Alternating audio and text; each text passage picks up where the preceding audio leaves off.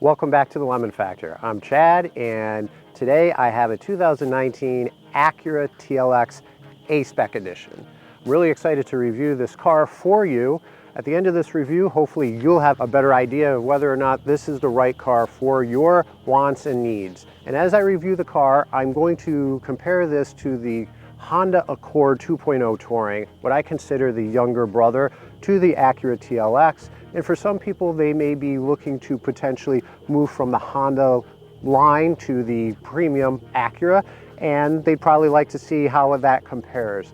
In addition, I'm going to compare the base Acura TLX to this A-Spec, and let's find out if the A-Spec's price premium is deserved or not. And then lastly, I'm going to compare it to the BMW 3 Series, A4, arguably competitors within its class. Now, both of those cars are, generally speaking, a little bit more expensive than this. And let's see if, because of that, the Acura TLX holds a value benefit compared to some of its competitors. So if you're interested in finding out if this Acura TLX A-Spec is the right car for you, stay tuned.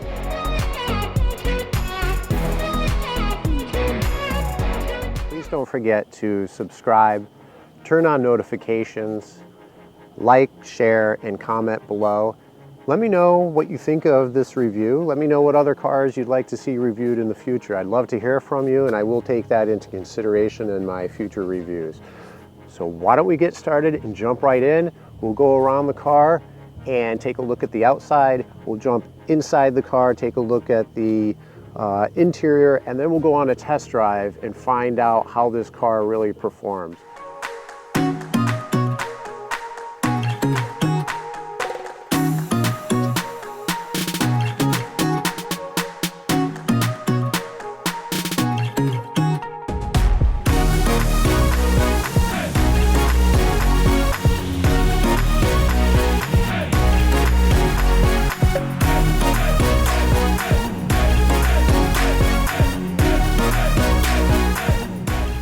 So let's take a look at the engine.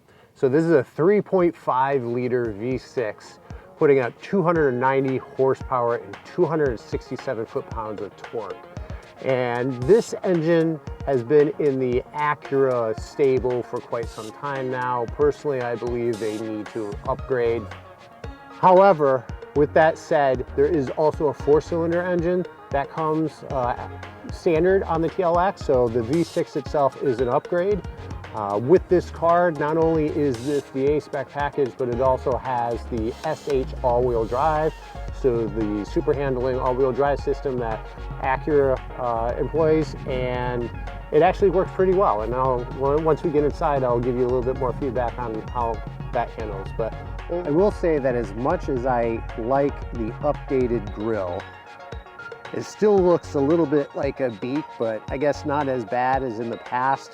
One thing I still don't enjoy or still don't like as much is how big that Acura emblem is.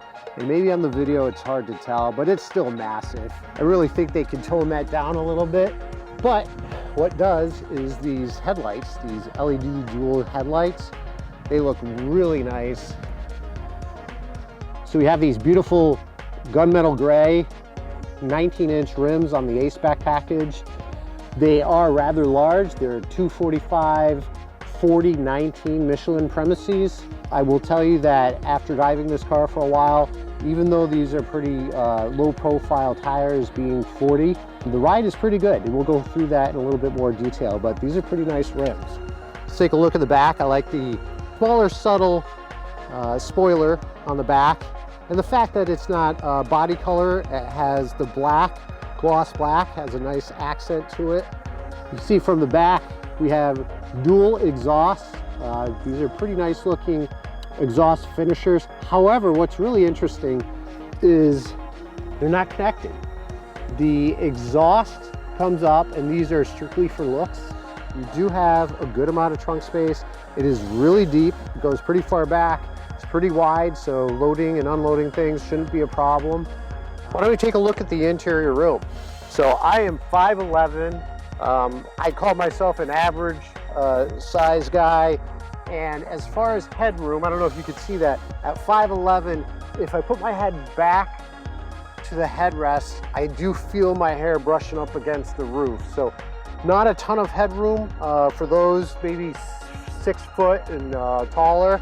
But as far as leg room, the front driver's seat is at the position that I am driving at, if not actually further back, because that does have the comfort entry. And I have plenty of room. And with the back of the seat being indented like this, it adds enough room for your knees. The seats are really comfortable. It's a nice soft leather. You do have the transmission hump in the middle, so that will cut down on some foot room. We'll take another look at the back seats. This is a pretty good view of the optional red leather. This is a very soft premium leather option for the A-Spec package. It only comes on the A-Spec package. It is a much darker, deep red, almost on the burgundy side.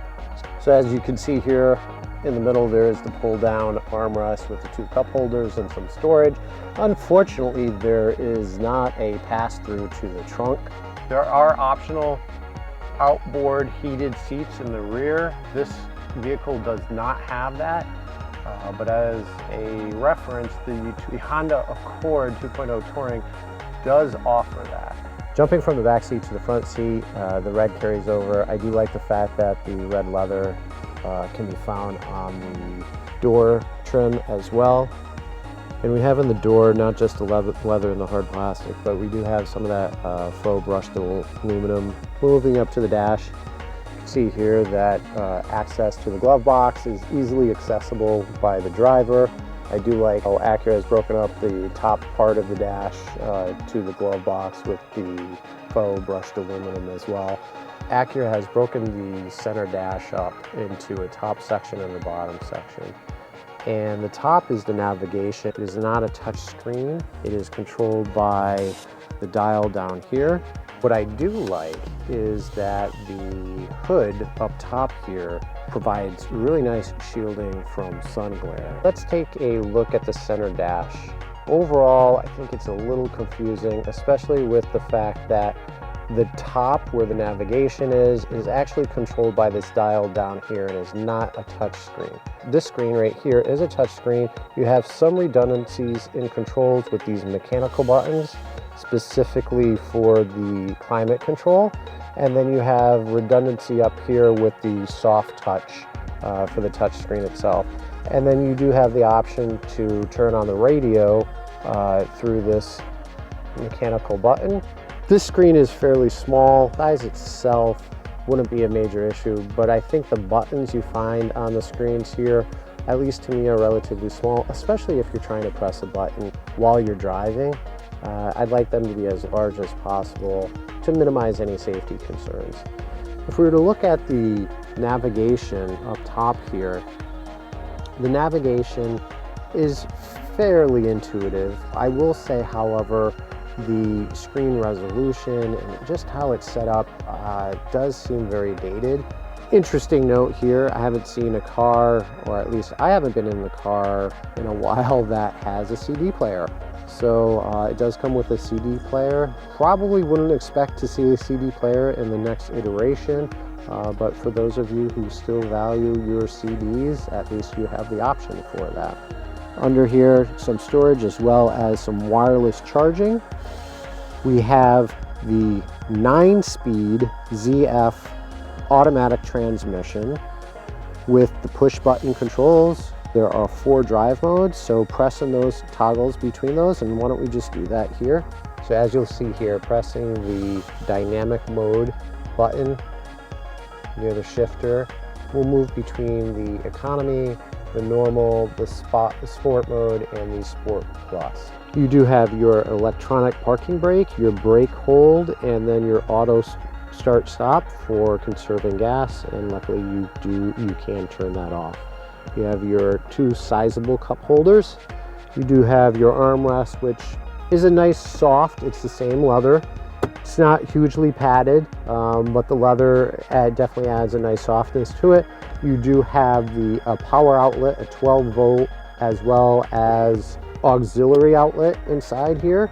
Did not see any USB, so I'm gonna think that's a little disappointing. I would have expected a little bit more USB connections. Let's take a look at the gauges. Speedometer over here and the tachometer over here are a little forward compared to the center information screen that you can see right here. This is obviously digital. These are come forward a little bit, and then on the sides here, for the gas and for the temperature, those are actually pushed a little further back, which adds a nice effect. The instrument cluster is very clean, very legible. Let's take a look at the steering wheel controls itself. It's a very nice steering wheel. You know, most of you who follow me know that I am a stickler when it comes to steering wheels, and it needs to feel nice in hand, and this does. This Acura TLX A-Spec, it is meaty, it's good size as far as the thickness. Redundant controls are very similar to what you can find in a lot of other cars, meaning you have your hands-free mobile, you have access to different menu screens going through the center stack, including controlling the stereo.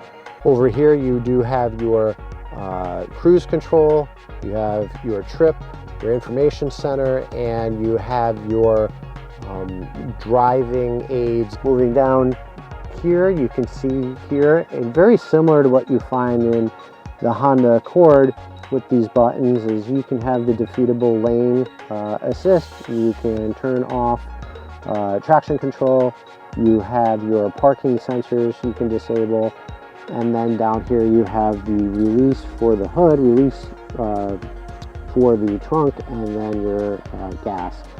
As you can see down here, there is the aluminum dead pedal, which is pretty nice. However, the gas and the brake are not aluminum, which to me either do it or don't.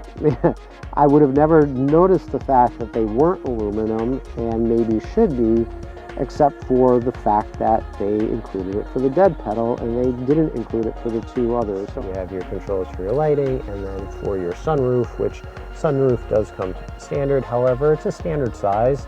The good thing is that unlike a lot of sunroofs, it does not cut into your headroom. And as I mentioned, I'm 5'11", and I have plenty of headroom up front.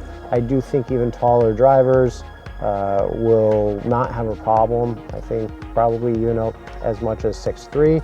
Definitely test it out for yourself. So overall inside, I do like the dash. I like the instrument cluster. I like the redundant controls. Looking at the center stack again, I will say that I'm disappointed. I think the center stack is a little confusing. I think they could do a better job. You have two screens. You're not sure which screen to pull up what on. So enough of the outside. This is a good looking car. While it's conservative, I think the A-Spec package with the front spoiler, the rear diffuser, the exhaust tips, the rims, it's a beautiful looking car while being conservative at the same time. Inside, it is typical of an Acura. There are some things here that I think in the future Acura needs to focus on to improve, especially the center stack and some of the materials they use. Now, with that said, you know, I made a comment about the dash. These seats are really nice on this A-Spec package. Not just talking about the color, but it's really soft. It looks like a really good quality. I like the seat support, so really impressed by that. One thing I want to point out, as you start the car here, the start-stop switch is recessed over here. Sitting at the driver's position, I can't even see the button, so you'd have to feel for the button. It seems really odd, almost as though they forgot to put, you know, they forgot to plan for that, and they had to slap it in wherever it fit after the fact. So I'm gonna start the car off in the normal setting. I've already been driving the car for a while now to get a feeling for it. I've had it out on the highway, had it on some roads that are a little twisty, a little winding roads. Also had the car out on some roads that are broken in pavement, uneven, different heights, a little pothole-ish. You know, to get a feeling for the suspension. And I think I'm going to start off with that and just make a comment as far as the suspension. So yes, this is the A-Spec. And yes, part of the A-Spec package, it does have 19-inch rims and an aspect ratio tire of 40, which is pretty low. And with that, one could expect, along with a higher level of performance, to potentially give up some comfort in the suspension. And I haven't noticed that at all. So quite the contrary, it actually seems very smooth. It takes the bumps very well. Now, it's not punishing, but it is firm. Will 17, 18-inch tires, which you can get on the TLX, improve the ride? Probably.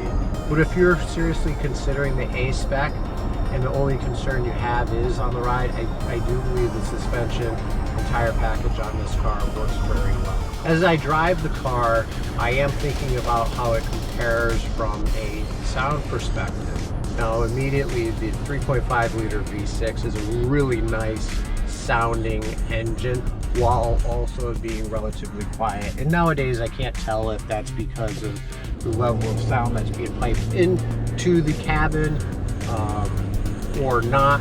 But regardless of what it is, it has the right sound effects.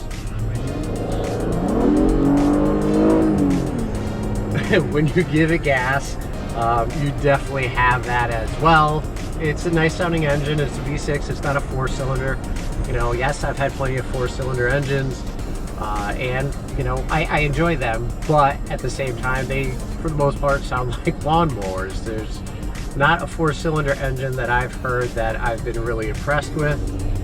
Driving at a moderate pace, under, let's say, 50 miles per hour, it sounds quiet.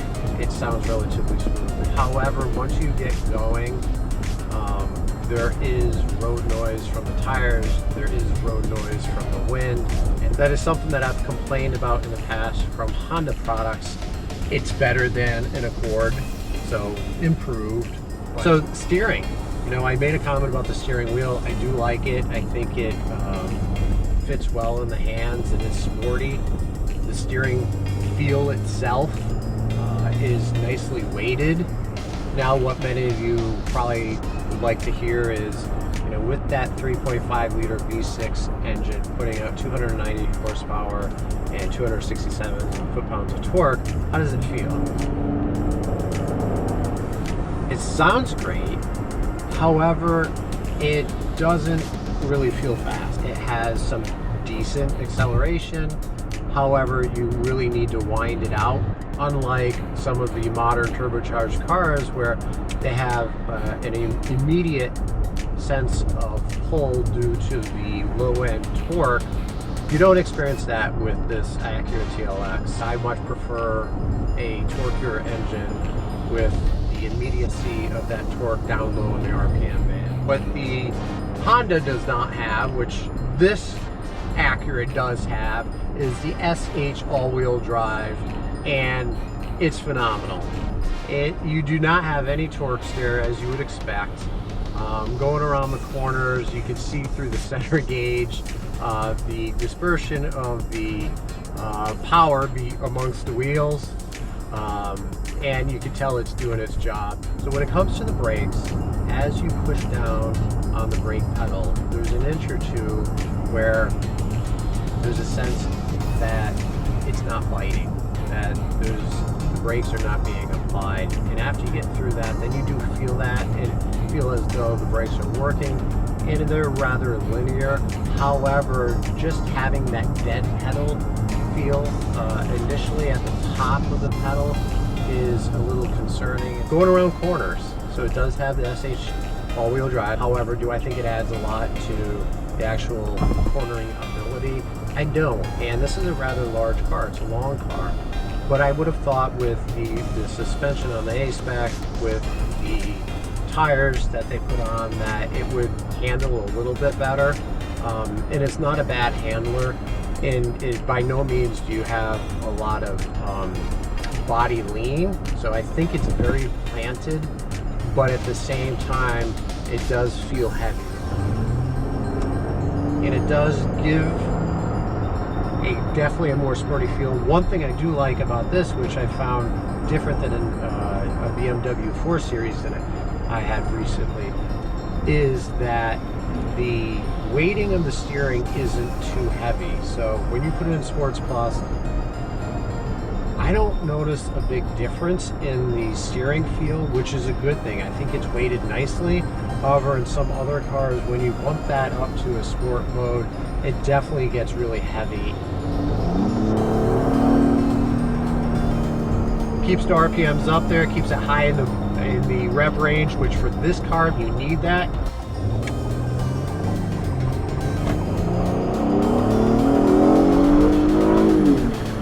SH all-wheel drive, going around corners and applying the gas early just pulls the car out of the corner. Unlike the Honda Accord being front-wheel drive and all that torque down low, if I were to have gone around the corner applying the gas as I'm going through the corner, early in the corner, that would have made me a little nervous to do. You would have had some torque steer. Bottom line is, this SH all-wheel drive is doing its job. It instills confidence. Not that I encourage people driving in that manner, but if you were, it does help out with the driving dynamics of the vehicle. So I've stopped here, and I want to talk about the stereo system. So one of my complaints of a Honda Accord is the horrible stereo system. And that was on the 2.0 Touring, which has a, quote, higher end stereo. I'm impressed by this.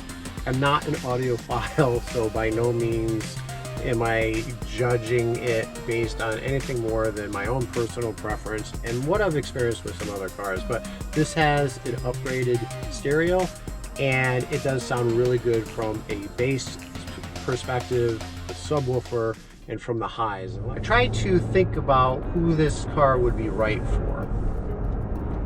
If you like how it looks outside, that's great. I do think it is sporty, but while being conservative.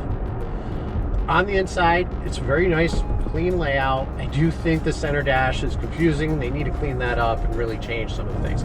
However, I think the instrument cluster itself is very nice. I like simple, clean instrument clusters. Nice steering wheel. Got the redundant controls here. Feels good.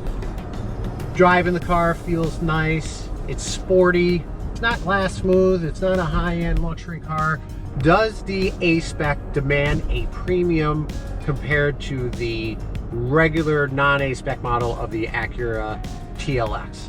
And my answer is no. I don't think it does. The A-Spec, you're paying more for that, and you're not getting any more horsepower, so there's no improvement on any of your acceleration numbers. The A-Spec gives you an appearance package, including, you know, the rims itself and the exhaust, and that looks great, but not enough to me to warrant spending the extra money. Does it improve on the handling? No. I would get a TLX with the regular SH all-wheel drive system and call it a day.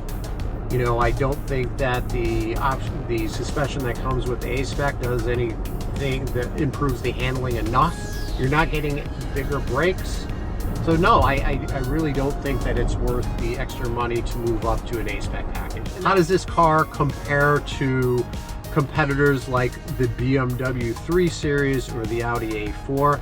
Both the BMW and the Audi, even in their lowest trim, as far as engine size, I'm talking about performance here, I think have better engines, better performance. However, compared to the competitors, BMW, Audi, for instance, Lexus, what this TLX has going for it is that it is significantly cheaper. From a performance perspective, the BMW and the Audi performs better. Now, this is going to be up to you, whether you want to move up to a BMW or an Audi.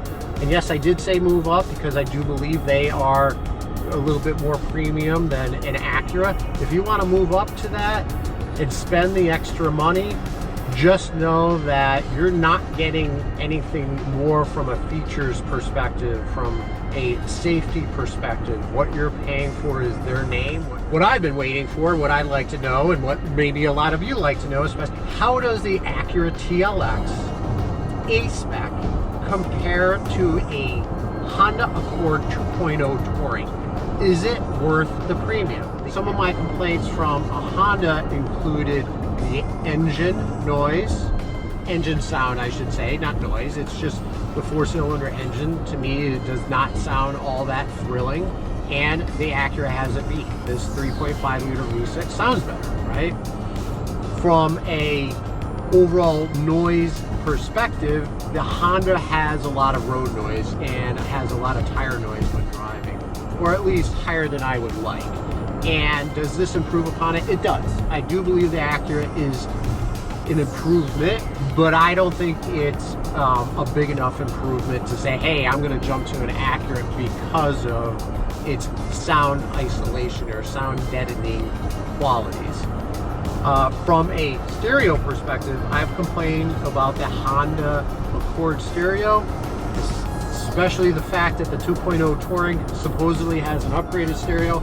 And I will say the stereo in this test car is really good. What does the Honda have? You know what? The Honda has value going for it.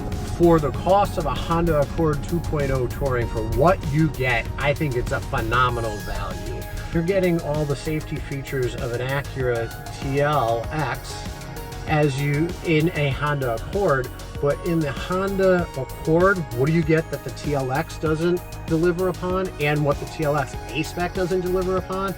The Accord is a 4-cylinder turbocharged engine. This is a 3.5 liter V6 engine, but yet the Honda Accord is a faster vehicle.